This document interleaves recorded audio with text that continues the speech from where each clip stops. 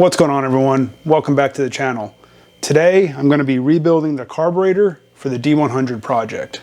On my last video I installed a fuel pressure regulator because my plan for the truck is to go fuel injection. However, with the engine getting rebuilt and not having the fuel injection yet, I've decided to run the carburetor, especially for the engine break-in. So I installed that fuel pressure regulator. On an earlier video, I did some minor porting and some cleanup of the intake manifold. And when I was doing that, down on the inside of the intake, I noticed there was a real bad buildup of like shellac. And that happens, from what I understand, with old fuel, and for whatever reason, it creates like this shellac coating on everything. I don't know enough about fuel to understand that. If you do, comment below. I'd like to learn something. It's kind of the point of this channel. So I decided that since I'm going to be running the carburetor, I thought for, the cost of a rebuild kit, that was like 45, 50 bucks, whatever it was just some cheap insurance to make sure the carburetor was good to go for when I get the engine back.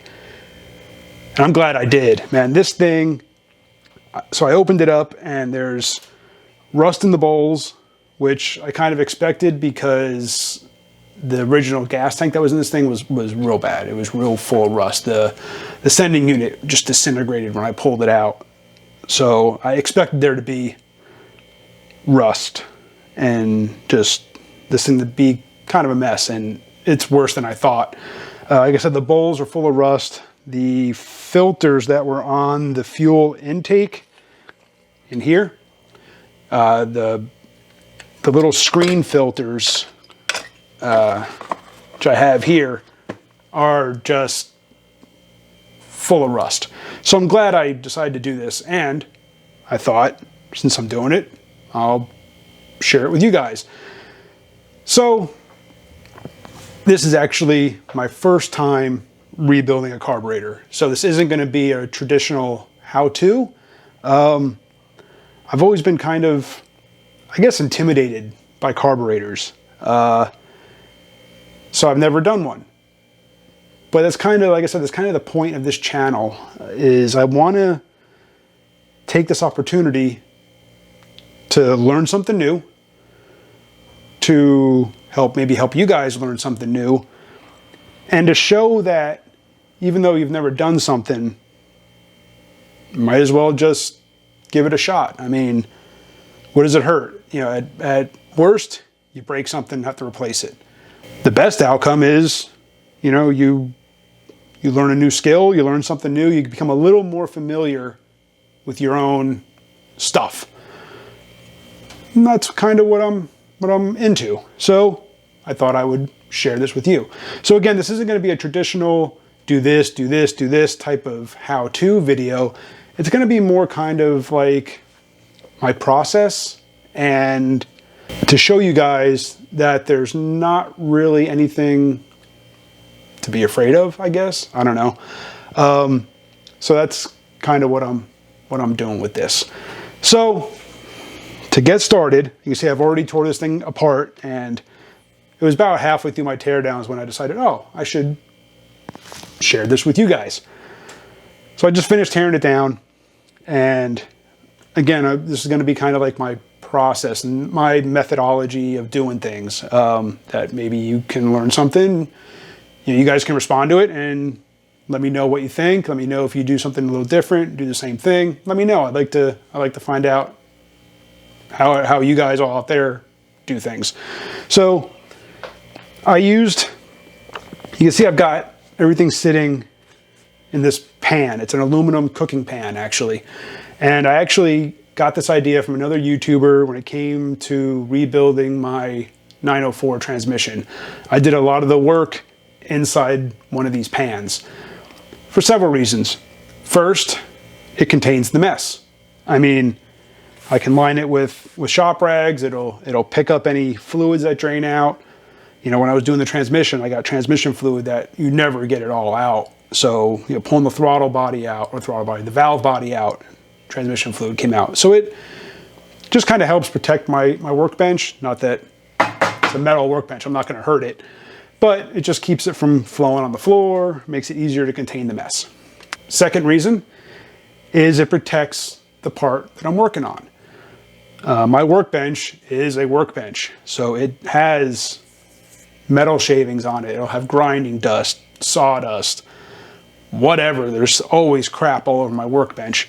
So by working inside one of these pans, I know my work area is clean. I'm not going to get any of that debris in whatever it is that I'm working on.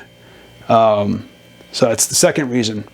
Third reason is when you're working on something, a carburetor, a transmission, whatever it is, there are some little parts, and you drop one of those and it gets lost in the abyss that is your shop floor.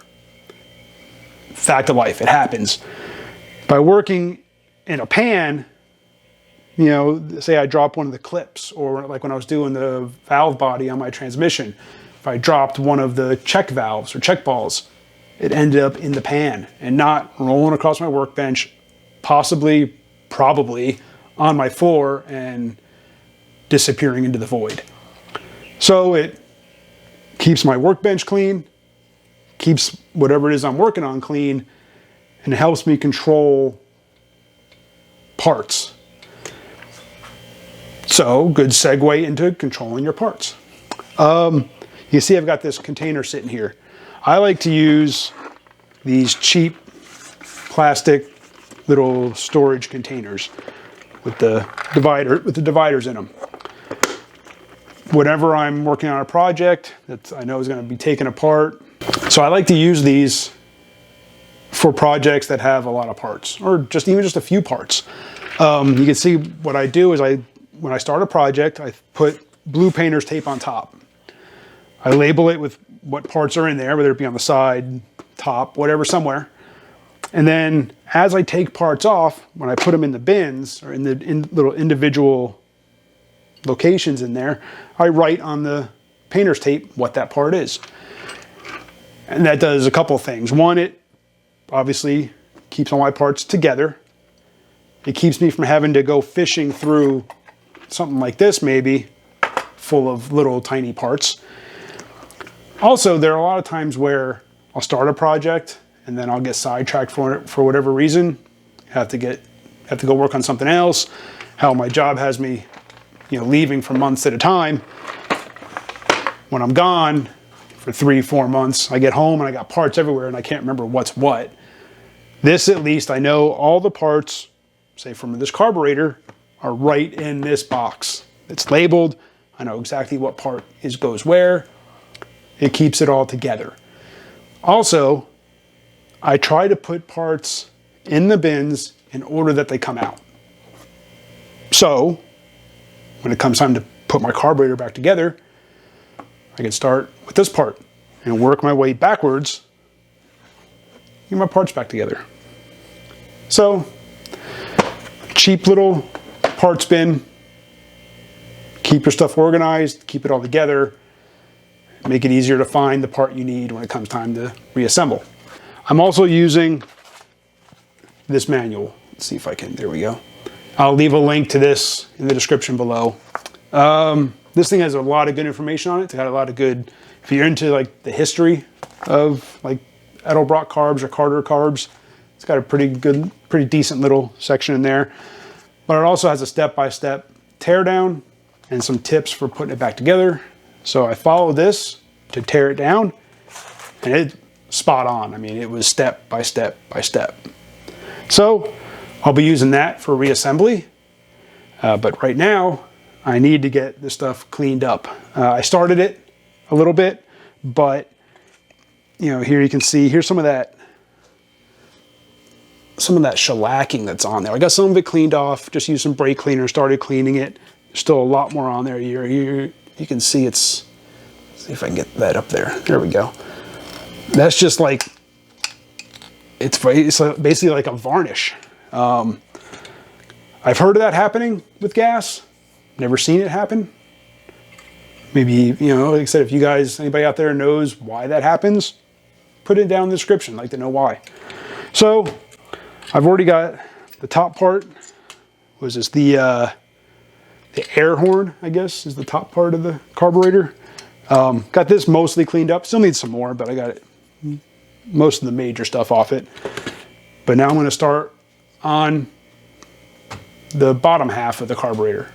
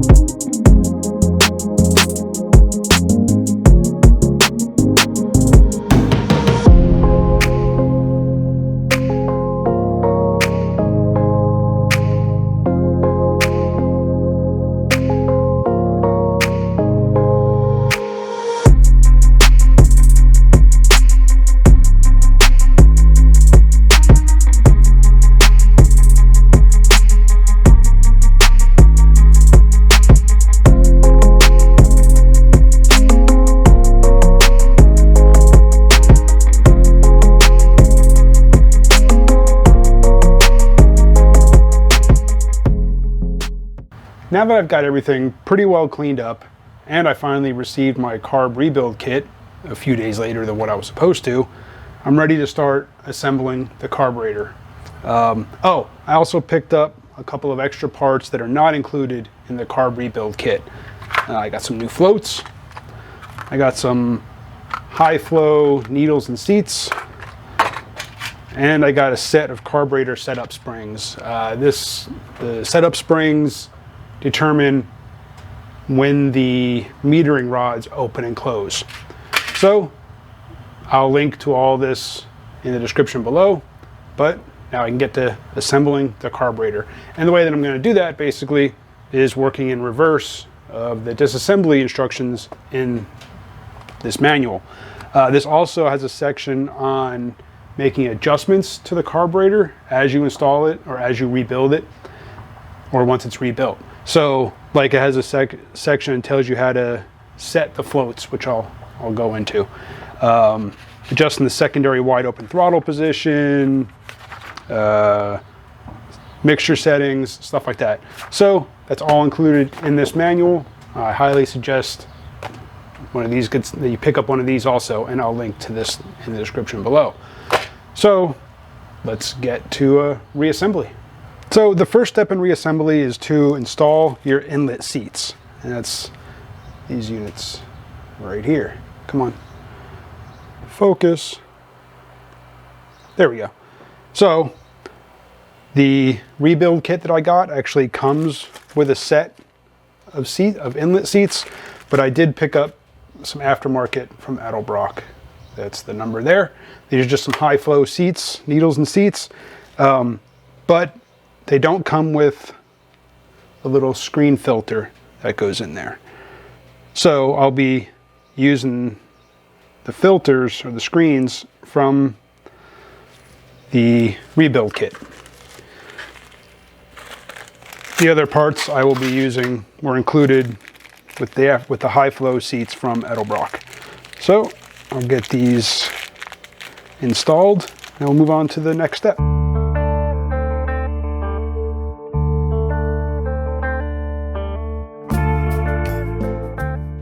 Once you get your floats installed, you need to make a couple of adjustments, and these adjustments need to be made with the gasket installed. Kind of makes sense. You can't really get the gasket on once your floats are on. So the first adjustment you need to make is with the air horn inverted. You need to measure the distance between the gasket and the float. Now, the manual I'm using says start at 9:30 seconds. A lot of things that you'll see or read or whatever say about 7/16. So the tape that comes with the rebuild kit is measured off in 30 seconds. And I've actually set mine to the 9:30 seconds. All you do is you let these floats set, take your tape, put it on there, and measure the distance. If you need to make an adjustment, you need to bend the float right at this point, right where the float meets the arm. You don't want to do this on the air horn. You don't want to be pressing against this piece here. I use the real thin pair of needle nose to hold this up, and I bent it while holding with the needle nose. Some people will say take the float off, do your bends, put it back on, and remeasure. But I was able to just hold it, make my needed bends. If you're too far, if it's too far up, you need to go back down. You don't want to press against, again, you don't want to press against here. You want to do it while keeping the arm stable and making your bend adjustments at the bend in the bracket. But like I said, I set mine to 9:30 seconds. That's what the manual calls for. Like I said, some people will say, a lot of people say, and that, again, I'm no expert. It's my first time building a carburetor. Manual says 9:30 seconds. You'll see a lot that say 7/16, which would equate to 14:30 seconds. So probably anywhere in that range, you should be good to go. The next adjustment you need to make is the float drop, and you measure that by setting your air horn right way up. Bring this down, and measuring the distance again from the gasket to the float, and that should be at about 15/16. So this needs to be adjusted, and that adjustment you're going to make by, you take the air horn, let me take this off.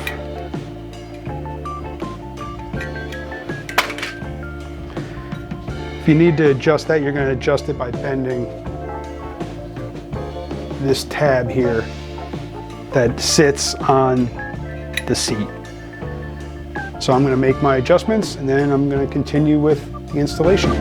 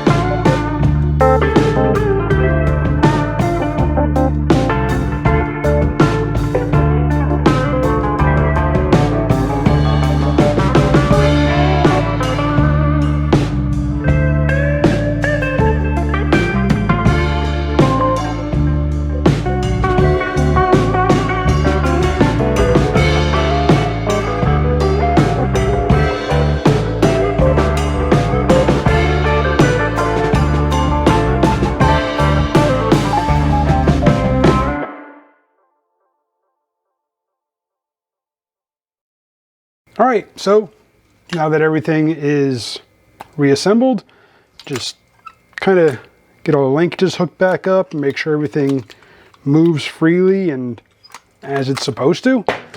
And about the only thing you can really do before installing this back in the vehicle and getting the engine running is adjusting your idle mixture screws. Now, when I reassemble this, assemble it so that these get run all the way down to the stop, just barely. And then you want to back them off 1.5 to 2 complete turns.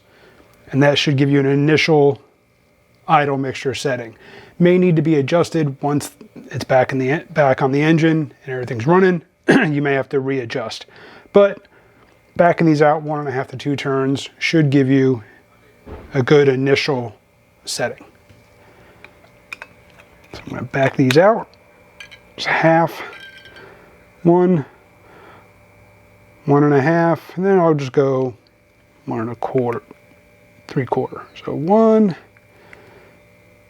or it's a half, that's 1, 1.5, and then another 1/4. That's that. So there is my first carburetor rebuild. It honestly wasn't as intimidating as I always thought it was. if you want to take it on, if you want to give it a shot, it's actually pretty simple. Just making sure you get yourself a good set of instructions for whatever carburetor it is you're going to be rebuilding, whether it be a Holley, an Edelbrock, Carter, whatever. Get yourself some good instructions. I mean, it should go without saying, I actually really enjoyed it, getting to see how the internals work. So next step will be hopefully getting the engine back soon. This will get installed, and I shouldn't have to do any adjustment of like the idle speed adjustment or anything like that, because before this came out, it was running just fine. So even with as dirty as it was. So yeah, that's really about it. Thanks for watching. Make sure you guys hit the subscribe, hit the bell, and I'll catch you on the next one. Maybe we'll learn something else. Thanks.